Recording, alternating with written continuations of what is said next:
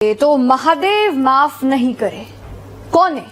એ ફરસાણની દુકાનના માલિકને જે નથી સમજતા કે તેમના પર વિશ્વાસ કરીને તેમનો તૈયાર કરેલો ખોરાક લોકો રૂપિયા ખર્ચીને આરોગે છે.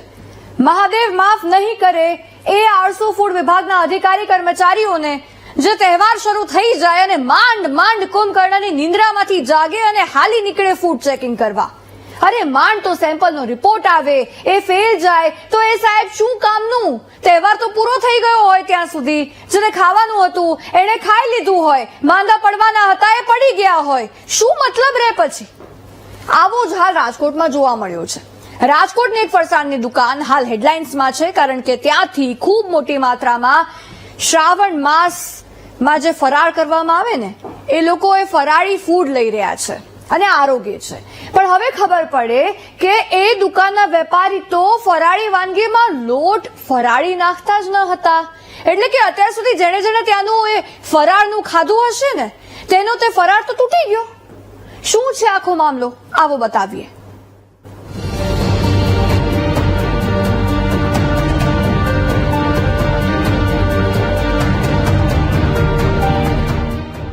પવિત્ર શ્રાવણ માસ ચાલી રહ્યો છે, જેમાં ઉપવાસ રાખતા શ્રદ્ધાળુઓની આસ્થા સાથે ખુલ્લેઆમ ચેડા થઈ રહ્યા છે અને તંત્રમાં બેઠેલા અધિકારીઓના પેટનું પાણી પણ હલી રહ્યું નથી. વાત એમ છે કે રાજકોટમાં ફરાળી પેટીસમાં મકાઈના લોટનું મિશ્રણ થતું હોવાનું ફૂડ વિભાગની તપાસમાં સામે આવ્યું, જેથી શ્રદ્ધાળુઓ ચિંતામાં મુકાયા છે. ભેળસેળવાળી ફરાળી વસ્તુઓનું વેચાણ કરતા વિક્રેતાઓ સામે ફૂડ વિભાગ એક્શનમાં આવ્યું. ત્યારે ગાયત્રીનગર મેઇન રોડ પર આવેલી જલારામ ફરસાણ નામની દુકાનમાં તપાસ કરવામાં આવી, જ્યાંથી ફરાળી પેટીસમાં ભેળસેળ હોવાનું અને વાસી ખાદ્ય સામગ્રીનો મોટો જથ્થો પણ મળી આવ્યો છે. 85 કિલો વાસી પેટીસ, 5 કિલો મકાઈનો લોટ, 90 કિલોના અખાદ્ય જથ્થાનો નાશ થયો. આ સાથે જ ફૂડ વિભાગે જલારામ ફરસાણના માલિકને ફૂડ લાયસન્સ અને સ્વચ્છતા સંબંધિત નિયમોનું પાલન ન કરવા બદલ નોટિસ ફટકારી. પણ ફરાળી પેટીસ બનાવવામાં મકાઈના લોટનો ઉપયોગ થતા શ્રદ્ધાળુઓમાં જલારામ ફરસાણ પર રોષ ભભૂકી ઉઠ્યો છે. આ મામલે અમારા સંવાદદાતાએ જલારામ ફરસાણના માલિક સાથે વાત કરી તો તે હવે નહીં થાય એવું કહીને ભીનું સંકેલવાનો પ્રયાસ કરતા જોવા મળ્યા. એ લોકોએ નાશ કર્યો બધી પેટીસનો આવીને, અને એ લોકો એવું અમને કીધું કે તમારે આ લોટ નથી વાપરવાનો, આ લોટ સ્ટાન્ડર્ડ વાપરવાનો, આટલી જ વસ્તુ. તમને ખબર છે મકાઈનો લોટ ફરારી પેટીસમાં આપીએ તો લોકોના આસ્થા સાથે ચેડા થાય, ઉપવાસ તૂટી જાય. હવે જે આ લોકોએ અમને સૂચના મુજબ જે કીધું છે એ લોટ અમે ફરાળી વાપરી છીએ, અને આવું વસ્તુ કોઈ દી હવે બનશે ને બીજી વખત.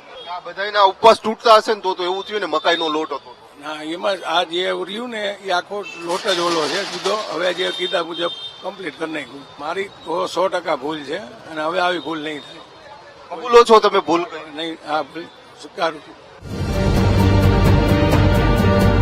અમે રાજકોટમાં રહેતા શ્રદ્ધાળુઓ સાથે પણ વાત કરી કે જેમના પગ નીચેથી જમીન ખસી ગઈ છે, કારણ કે હવે તેમને સવાલ થાય છે કે ફરાળી ખોરાક અમારે બહારથી વિશ્વાસ કરીને કેવી રીતે આરોગવો. મકાઈના લોટ તો ફરાળી હોતો જ નથી. જે ફરાળી લોટનો ઉપયોગ થાય છે કે જે આરા લોટ તરીકે વપરાય છે એનો ઉપયોગ કરી અને પેટીસ બનાવવી જોઈએ. પેટીસ બનાવવાવાળાનો જ વાક કહેવાય, કારણ કે ભક્તો અત્યારના શ્રાવણ મહિનો આખો ઉપવાસ કરીને રહેતા હોય છે કે જે એમને એનું પુણ્ય મળતું નથી, એનું પુણ્ય છે એ બગડે છે. પહેલાના સમયમાં તો મહિલાઓ તહેવાર ટાણે ઘરે ફરાળી ફરસાણો ખૂબ બનાવતી, પણ હવે મહિલાઓ પણ નોકરીએ હોય તો બહારથી ફરાળ લઈને ખાઈ લેવાનું વધુ સહેલું લાગે. તેવામાં હવે તે વિનંતી કરી રહી છે કે શ્રદ્ધાળુઓની શ્રદ્ધા સાથે આવો ખિલવાડ ન કરો.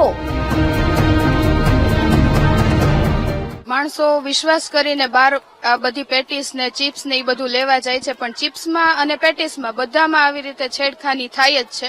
ભક્તો સાથે આવી રીતે ન કરો એ વધારે સારું, કારણ કે આપણે ઘરમાં એટલા બિઝી હોય તો બહારથી લઈ આવવાનો વિચાર કરીએ છીએ, પણ બહારથી જો આવી વસ્તુ મળે તો આપણે એક વિશ્વાસ આપણો ડગમગી જાય છે. આ વસ્તુ સારી નથી અને આના માટે સરકારે કડક પગલાં લેવા જોઈએ. આ મામલે સ્થાનિકો ફૂડ વિભાગ પર પણ બરાબરના રોષે ભરાયા છે. કેમ? સાંભળો. ફૂડ વિભાગ છે એ ફૂડ વિભાગ જયારે આગ લાગે ત્યારે જ કૂવો ખોદવા બેસે છે. તો ફૂડ વિભાગને આપના માધ્યમથી કહેવા માંગીએ છીએ કે ભાઈ જયારે 11 જેવા પવિત્ર તહેવારો આવતા હોય છે, શ્રાવણ મહિનો છે, આખો શ્રાવણ મહિનો છે, આખો શ્રાવણ મહિનો કેટલા બધા શિવ ભક્તો છે એ ઉપવાસ અને એકટાણા કરતા હોય છે અને ફૂડ વિભાગ છે એ ત્યારે જ દરોડા પાડે છે આવા ટાઈમે. એની જગ્યાએ જો અગાઉથી દરોડા પાડે, અગાઉથી સૂચનાઓ આપે તો ખરેખર આ જે બધા મિલીભગત કરે છે એ ખરેખર મિલીભગત છે બંધ થવી જોઈએ. ખુલ્લેઆમ લોકોના આરોગ્ય અને શ્રદ્ધાળુઓની શ્રદ્ધા સાથે ચેડા થઈ રહ્યા છે, જેને લઈને સવાલ એ થાય છે કે દુકાન માલિકે કેમ ફરાળમાં મકાઈના લોટનો ઉપયોગ કર્યો? કેટલા ભક્તોને મૂર્ખ બનાવ્યા હશે? ફૂડ વિભાગ શ્રાવણ પહેલા કેમ ચેકિંગ નથી કરતું? તહેવાર ટાણે ચેકિંગના નાટકો કરીને કેમ સંતોષ માનો છો? સેમ્પલના રિપોર્ટ તહેવાર પૂરા થાય પછી આવે એનો શું મતલબ રહે? વાત એ જ છે કે જલારામ ફરસાણના માલિકે શ્રદ્ધાળુઓની શ્રદ્ધા સાથે ચેડા કર્યા, વાસી ખોરાક આપી આપીને આરોગ્ય સાથે પણ ચેડા કર્યા. પણ સૌથી મોટું ગુનેગાર જો કોઈ હોય તો તે છે ફૂડ વિભાગ, જેની જવાબદારી આપતી હતી કે શ્રાવણ માસ શરૂ થતા પહેલા ચેકિંગ કરે. પણ શ્રાવણ માસના 2 સોમવાર વીતી ગયા અને હવે ફરાળી ખોરાકમાં મકાઈનો લોટ પકડી પાડ્યો. આ તો એવું જ થયું ને કે ઘોડા છૂટી ગયા એ પછી તબેલાને તાળા માર્યા. જે મામલે ગંભીર પગલાં લેવાની ખૂબ આવશ્યકતા છે, કારણ કે જનતા આવી કામગીરીથી ખુશ જરાય નથી. Bhavesh Sondarva, VTV news, Rajkot.